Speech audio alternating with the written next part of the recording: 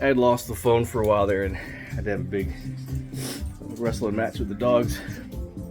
Let's see. A couple of thoughts. Hey, there's a dog underfoot, which they always are.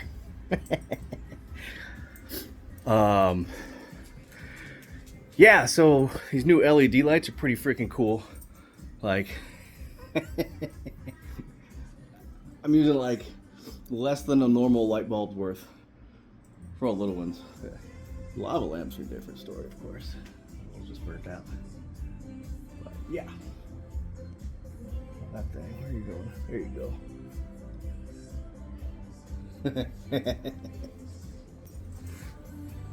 And yeah, so I was in here somewhere. Oh, it was with the weights, the free weights.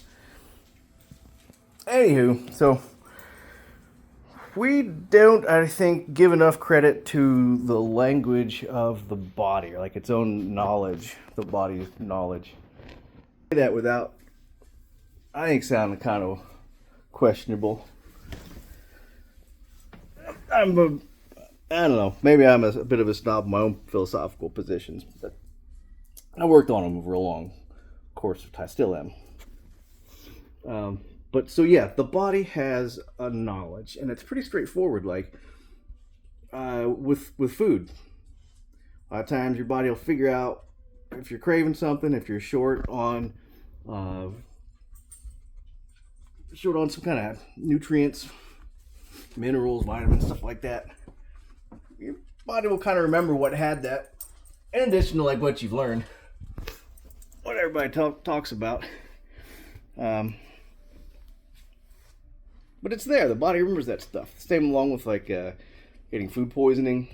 You know, getting food poisoning is a very impressionable event, and you don't want to do it again. It takes some of us a little longer than others to realize there's nothing in the world worth eating to give you food poisoning. So yeah, with that,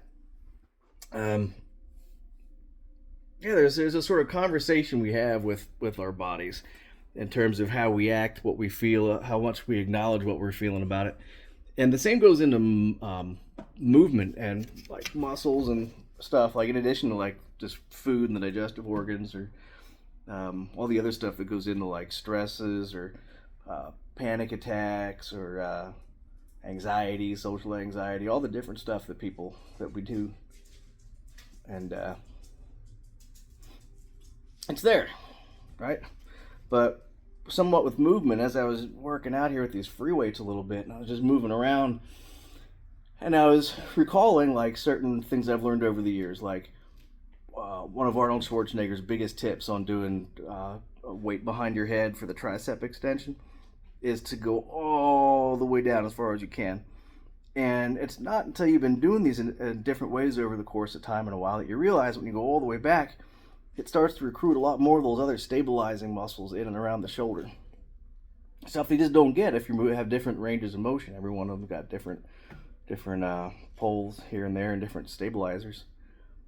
But one of my favorite things about working out and moving these little weights around is finding those things in there. Finding out if I'm doing this motion, but it takes me like a decent weight 15, 25 times to get to a certain feeling, a certain burn, a certain pump. And that's cool as hell. But some of the stuff I had forgotten just because I haven't been moving like that in a long ass time.